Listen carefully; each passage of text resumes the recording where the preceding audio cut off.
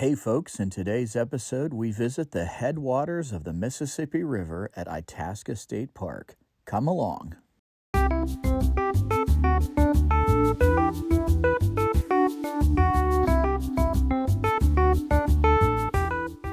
Make sure you click subscribe so you don't miss our next adventure. At our average speed of 52 miles an hour, it took over 7 hours to get from Medora, North Dakota to Country Campground in Detroit Lakes, Minnesota. Plus, we lost an hour due to the time zone change. Other than stopping at the Minnesota Welcome Center, that day was a blur. Country Campground, by the way, was delightful. We highly recommend it. While we were sad to be leaving the West, it was nice to see some more familiar-looking streets. Itasca State Park is Minnesota's first state park, created in 1891. It's the second oldest state park in the U.S., behind Niagara. Surprisingly, the Mississippi River begins its 2,300-plus mile journey to the Gulf of Mexico at the north end of Lake Itasca. Minnesota has a lot of lakes, you know, at least 10,000 if you believe the license plates. Itasca was created by glaciers during the last ice age. Itasca is a word created from the Latin words for truth and head. This word was invented by Henry Schoolcraft and a missionary buddy on their quest to find the headwaters of the Mississippi.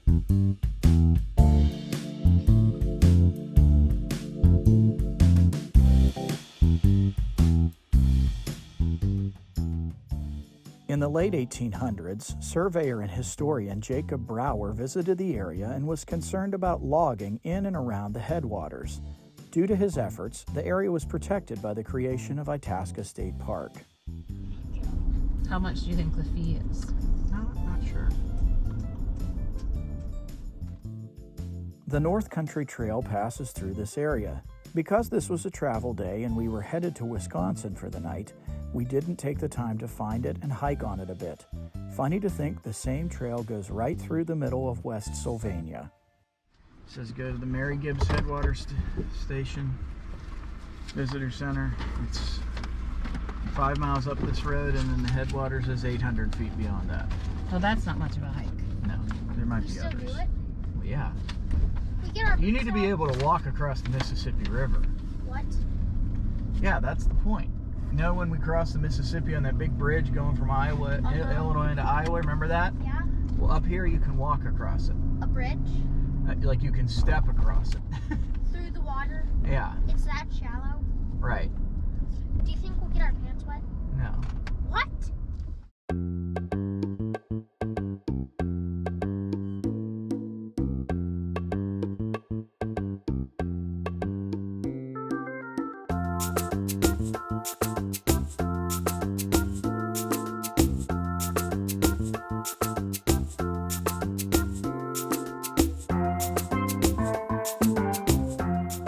The Great River Road follows the Mississippi River through 10 states. It's over 2,000 miles long, and it starts right here. I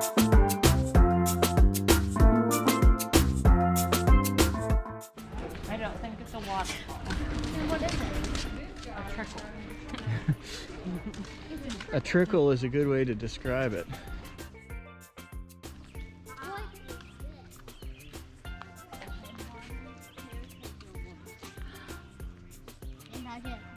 Why does it say don't touch? I don't know. Oh no, please touch. I'm sorry. Aww. This is the Mississippi, the same one we saw between Iowa and Illinois. Here it's barely a stream. All great things have a beginning. Admittedly, we were in a bit of a hurry. We'd had kind of a mishap the night before, and we had a long drive ahead of us on mainly back roads. Actually, we'd soon rejoin US 2 and remain on that road for much of the day. This is obviously a very popular place.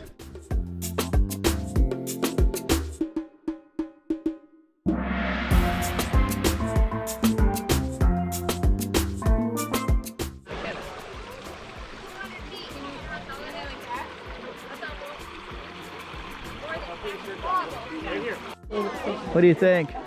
Cold. It is cold.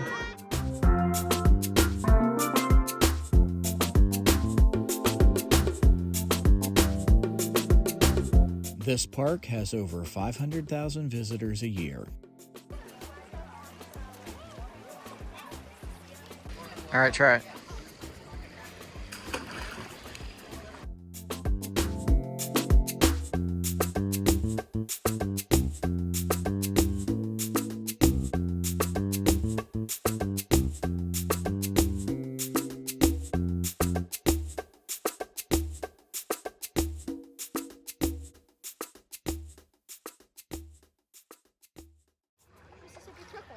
This is a very popular place to be at the headwaters of the Mississippi.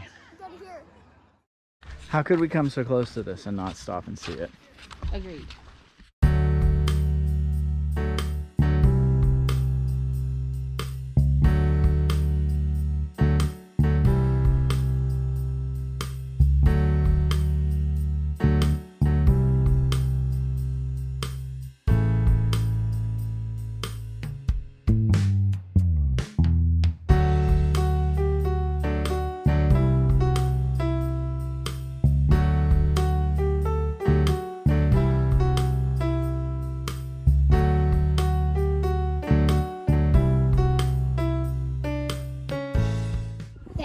Is underwater. You think that's a beaver lodge? No.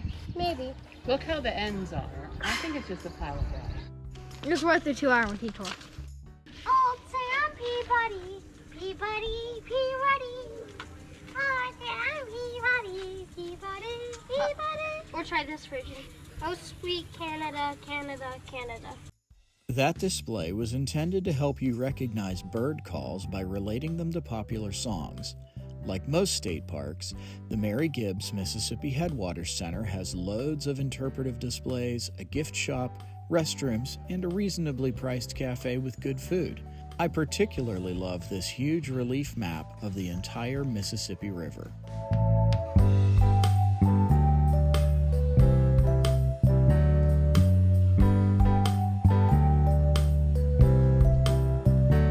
Mary Gibbs, by the way, was the first female park commissioner in the U.S., appointed in 1903.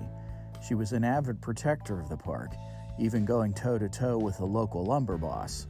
She won. Visiting the headwaters of the Mississippi was one of the last great highlights of our Big West trip, and we're so glad we took the detour to see it. Thanks for watching. In our next episode, we finally get to see our last 2 Great Lakes, Lake Superior and Huron, see Mackinac City, and once again look at Canada while on a tour through the Soo Locks at Sault Ste. Marie. Please remember to subscribe to our channel, like and share this video, and comment below.